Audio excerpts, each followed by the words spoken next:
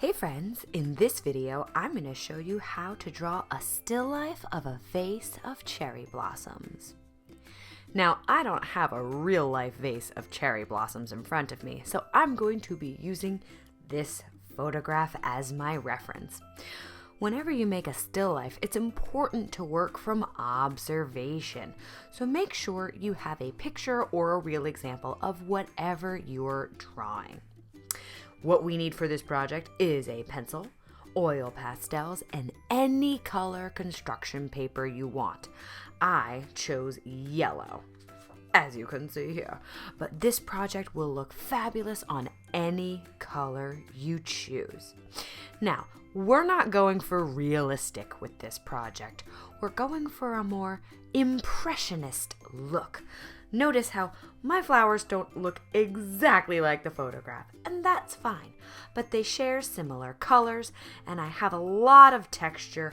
I just want to show the awesome marks of my oil pastels and give this the essence of cherry blossoms. It's cherry blossom-ish, right? Not going for perfection, just going for ish. Alrighty. Let's begin with the vase. We always want to start with our vase. And this vase here has a kind of circular shape to it. Now, instead of using the tip of my pencil first, I'm going to share with you my eraser tracer trick, which means I'm going to flip my pencil around and use the eraser to draw my vase. And then I'm going to trace it with the other side. You'll see, it's a non-pressure way to help you get familiar with a shape that might be a little tricky, like a circle. So let's practice a little bit first.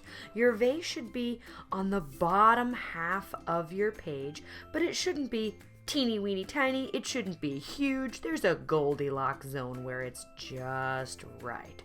Here we go. Alrighty, let's see. About that size. Here we go. I'm going to start with one curve this way. Curve down. Might be a little hard to see. Curve down this way and connect at the bottom. I know it's super light, but if I scoot my picture a little, can you see all those little scratchies from the eraser? I like where they are, so I'm going to take my pencil and trace those scratchies really, really lightly.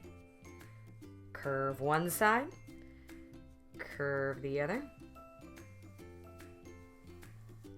and connect it at the bottom. Now all you have to do is get rid of those fuzzies. Wha-bam bam! It looks really, really light, doesn't it? That's a good thing because we are actually done with our pencil. Say goodbye, so long. Excellent. We're going to scoot on to our oil pastels and we're going to start with white. As I draw these flowers, I'm going to be working in layers. Got it? Got it? Layers. That means I'm going to start with one color and add more of other colors and the white. This is going to be really important for my flowers. First, though, let's outline that vase.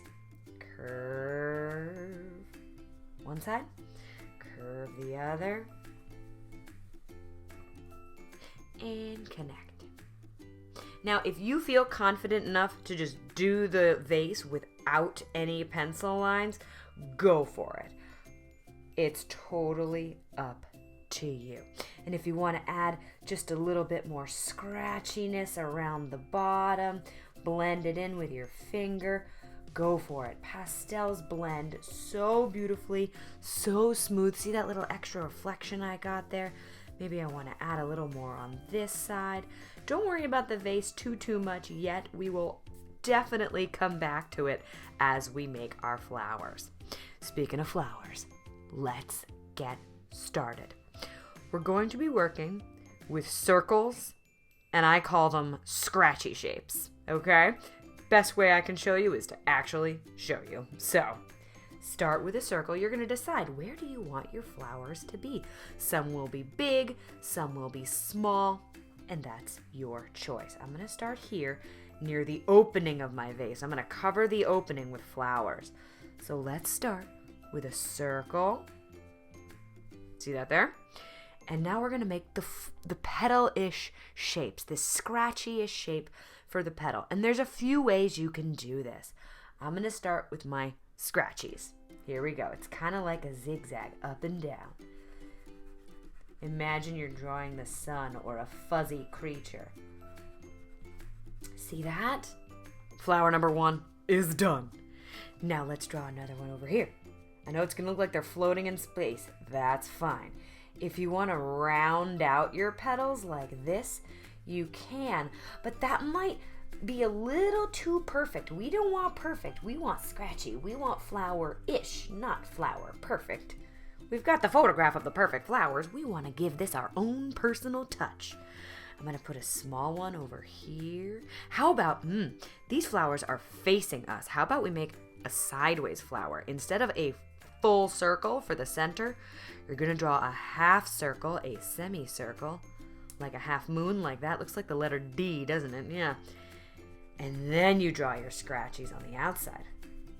Wha-bam, bam, you've got a sideways flower right there. Let's do another bigger one over here. And notice how my scratchies are uneven. They're not all the same. That's going to give us texture. We're going for a sort of impressionist style. I'm going to make a small one in here. I think I want a bigger one way up here. Now you can add as many or as few flowers as you like. Be inspired. Maybe I want another one that's kind of sideways facing up. Oh, that's a different kind of shape. Don't get hung up on details. It's supposed to be scratchy. It's gonna be magical. Let the artwork happen and evolve as it will, my dears. How about one over here? I need a small one in the background to show some space, right? Alrighty, I think, what do we think? Is that feeling good? I think I'm feeling good. Maybe I kind of want a little baby one right here. Whoop. A little teeny baby flower. I'll have it be a sideways little baby one.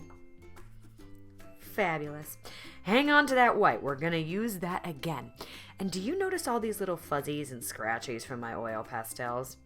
Don't wipe them with your hand. If you want to get rid of them, tap your paper or give it a gentle flick with your nail. If you rub it like this, you're going to smear your whole page. You don't want to smear.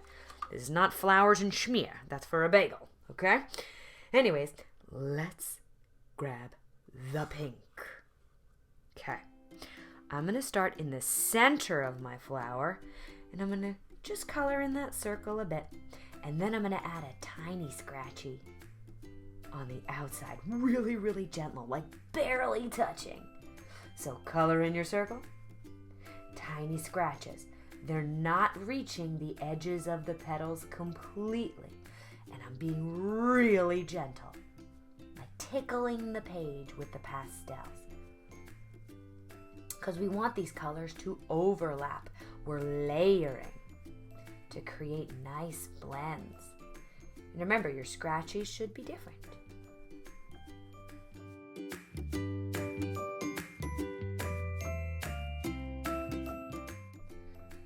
Fabulous. Alrighty, let's keep this pink. Put that back. Grab the purple. Alrighty.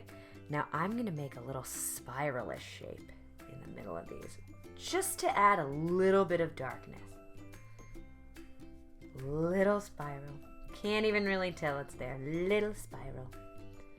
And cherry blossoms, I don't know what they're called, but they have these little red thingies in the middle of them. If you know, good on you. I don't really handle flowers too often. But I'm going to take my red now and add little dots to the center. Oh, isn't it glorious? Oop, I think I forgot the purple down there. Oh well. It's cool beans, right? Totally. Oh, that's magical. Now, if you found that your pink was showing up too bright, go ahead and take your white again and just blend. Or what about that peach? Could that peach be used to blend? Let's see. Ooh, it's very subtle, but it's quite lovely. Oh, I love it. I'm going to add more. Look at that. Trying new things. Oh, so fabulous.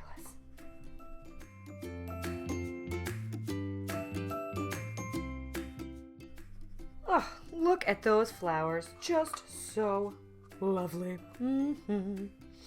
My friends, we are ready for the cherry blossom branches. All ready? We're going to take the brown. Now, we're not going to put too many stems down here. We're going to do a few. We're going to start with this one. Straight downish, but let's give our hands a wobbly, shakily, wobbly wobble to make sure that line looks nice and natural, nice and organic.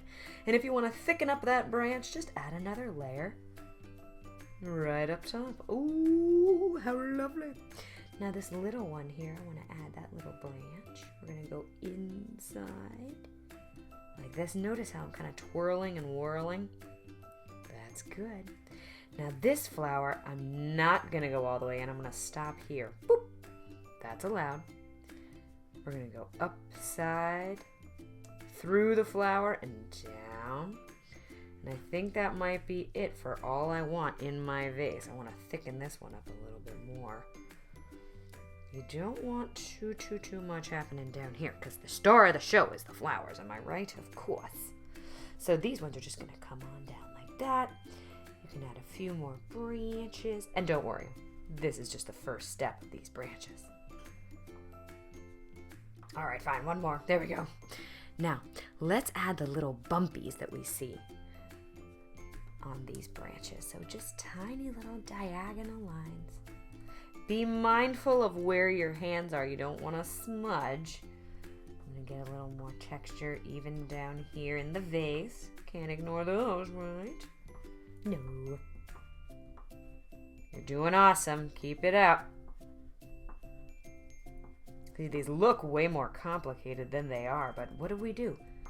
We're using our scratchy lines and some beautiful overlapping to create these glorious cherry blossoms. We're almost there.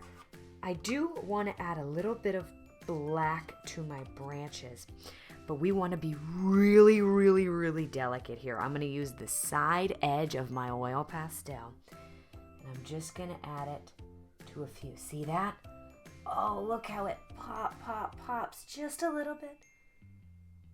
Just a bit.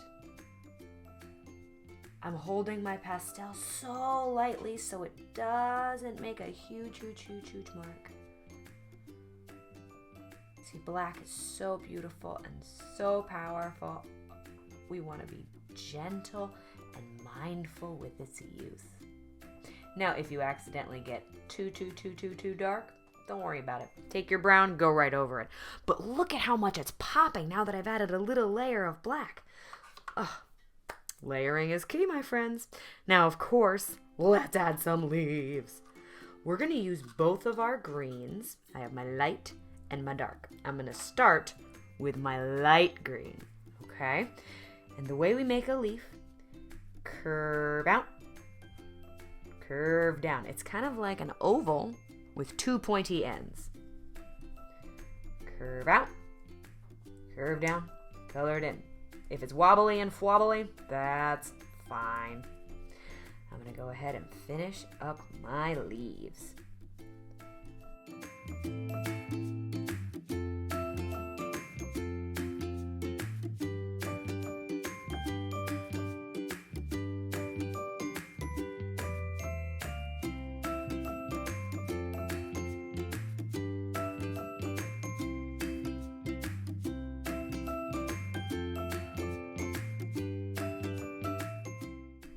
Alrighty, now that I have my first layer of leaves, I'm going to put back my light green. I'm going to take my dark green and I'm just going to add a little bit of darkness to the leaf edges. This will make them pop.